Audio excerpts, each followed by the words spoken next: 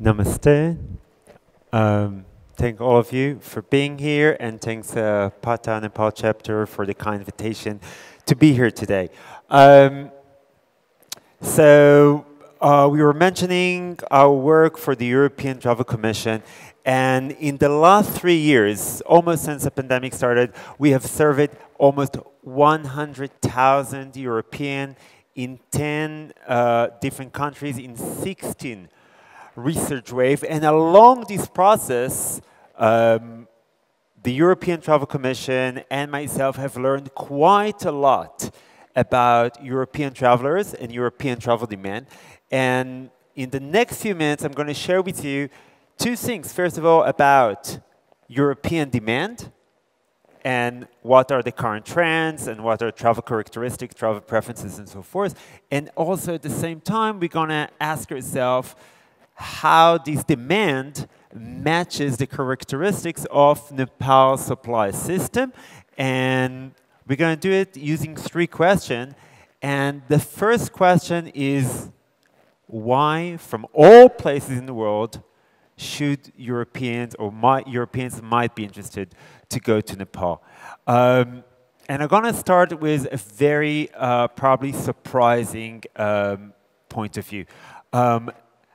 Currently in Europe, the #1 concerns of travelers is not the war in Ukraine, but it is the economic situation. Our friend Wolfgang is coming from Germany. About 10 days ago, Germany has announced that it has fallen into an economic recession. In the last 2 years, energy prices are going up. Inflation in Europe is soaring. All economic indicators are screaming red. And we see that on one hand, Europeans are very struggling to keep on traveling and to maintain their travel desires. And at the same time, you can see that for 40% of Europeans, cost, inflation, financial issues are the leading concerns. We see it as more Europeans are traveling to Eastern Europe. We see more Europeans are traveling to Turkey. And we see more Europeans that when they're looking for a destination outside of Europe, so instead of looking west toward Canada and the United States, they are looking east towards more affordable destination. And that's one very solid reason that would make people consider Nepal. Second thing, many destinations in Europe are announcing that they are coming back this year to 2019 numbers. To remind you, in 2019, the biggest conversation in tourism in Europe, the #1 term that people were using when they were referring to tourism in Europe was over-tourism. Coming to places that are so crowded with tourists that instead of having an experience of a beautiful place, the experience you got is being hit by a selfie stick. And as Europe is coming back to this number, and this connects to what we heard about the Chinese traveler, we see a growing share, and this number has surged in the last 3 or 4 months, is a growing share of Europeans that are looking for getting off the beaten path experiences, traveling to places which they have not visited, which other Europeans are not visited, which are less popular, and coming to a country. You know, we were mentioning Turkey earlier. Turkey gets over 40 million tourists a year, and you can imagine the experience of going and visiting a restaurant in Turkey on Anatolia coast versus going and sitting on the lake in Pokhara, which is completely different.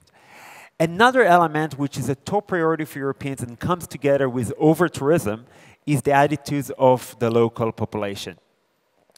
This is an image taken from the CNN just a few days ago in this town in Austria.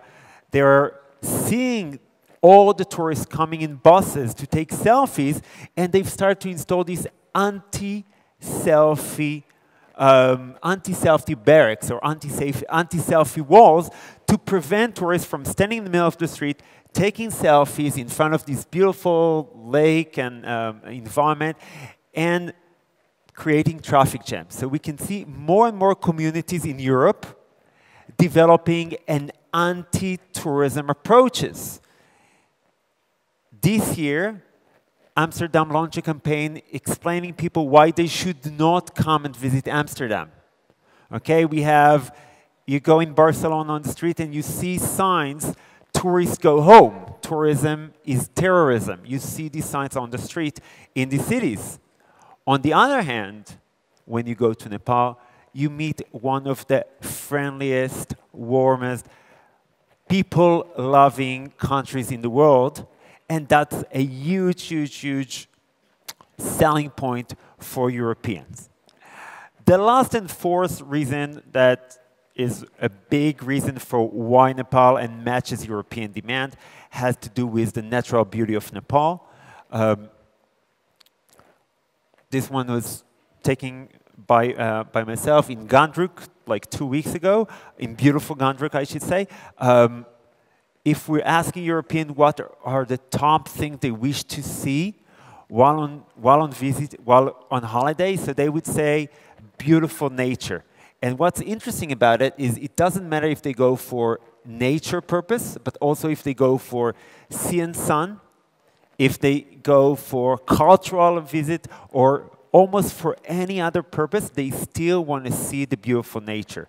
Okay, especially since COVID, people have more admiration for natural beauty, for the outdoors, for the open air, and this is a huge selling point for Nepal. So the first question was why Nepal, and the second question I think we should ask is who should we target?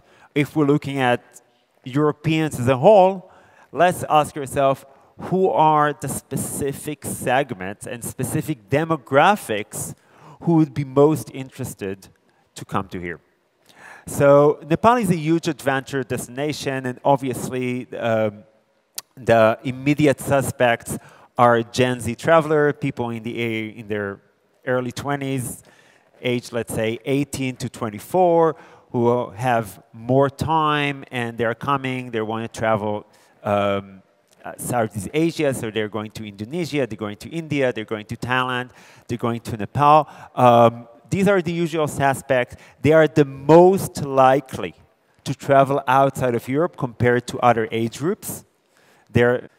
I can't stop myself from being impressed by how beautiful this country and how friendly are these people every single day.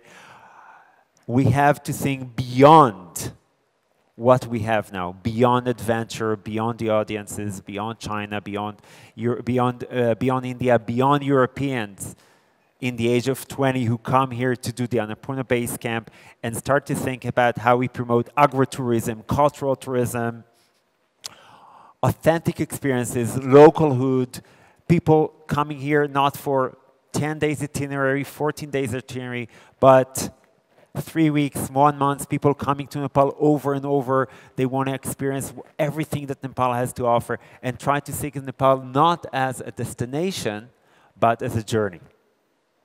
I wish to thank all of you, Dhanyabad, for the kind hospitality of Nepal.